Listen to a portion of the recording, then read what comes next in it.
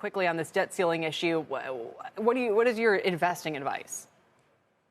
Yeah, Kelly, I think the investing advice is very much aligned with what Warren Buffett said over the weekend. I think you really shouldn't try to react to this. Like, this is not something that's based on economic fundamentals that you can predict.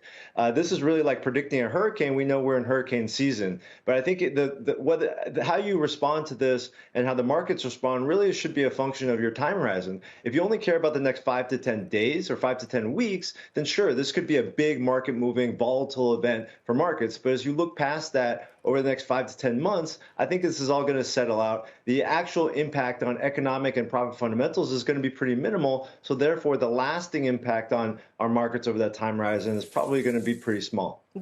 Bill, are you constructive on the markets overall? You know, I was struck kind of seeing some of the upgrades today. Okay, maybe the S&P is going to 4,400 now if this kind of run continues that we've had to start the year. What are you doing in this kind of environment? Yeah, so I mean, I was constructive going into the year. I got to be honest, did not expect it to do this well this early.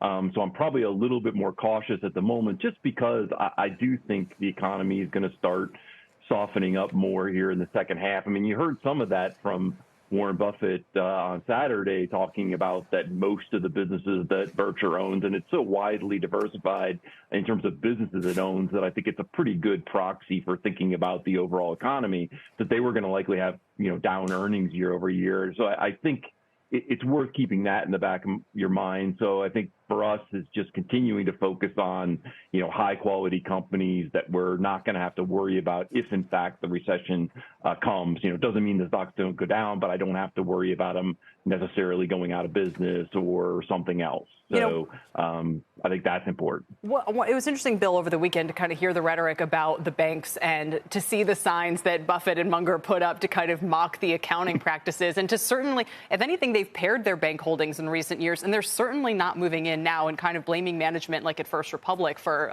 writing a lot of those mortgages. So as someone, I know you like Bank of America, but what does that tell you really about the juncture we're at? Broadly speaking, where you don't see these guys saying, yeah, it's cheap, fear is priced in. They're very much on the sidelines here, whether it's for the banks or kind of the markets more broadly. Yeah, and I think they would say, we're in, I'm just going to use Bank of America as the example, and they may actually be the beneficiary, right? I think it's the very large versus the smaller banks issue right now. And it's really unclear. One is they talked about it at the meeting, is you've got all of this commercial real estate that needs to roll over their loans eventually. And most of that is held by smaller banks, not the biggest of the banks.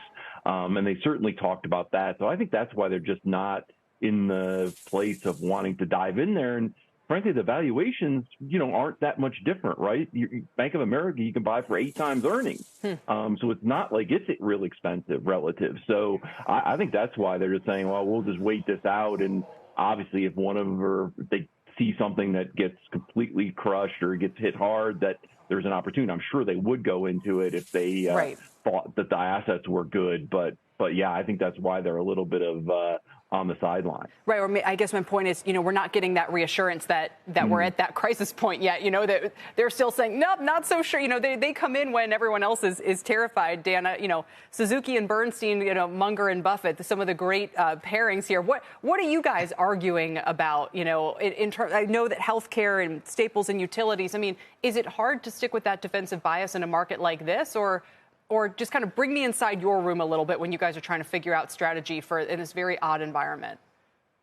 Yeah, Kelly, I think that the main sort of debate and balance we're trying to struggle with right now is, how to balance the next 5 to 10 months versus the next 5 to 10 years. The luxury that Warren Buffett and Charlie Munger have is they really only care about the next 10 years. And that's why they tell you they don't care what happens this year, next year, the year after that.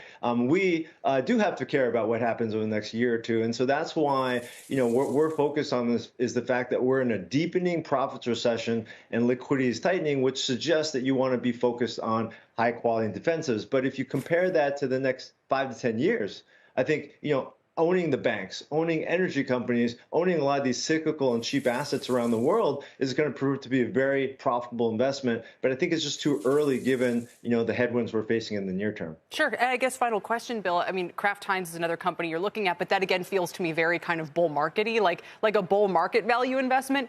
Is there anything yet that's getting you itchy, where you look and you say, you know what, valuations or some of these regional banks or super regionals or whatever, or I don't know, not that you'd be shorting, but is there anything that really feels to you like a big opportunity right now, or do you accumulate or have a decent amount of cash on the sidelines so that maybe in 3 or 6 or 9 months, if there are bigger opportunities, that you can pounce on them?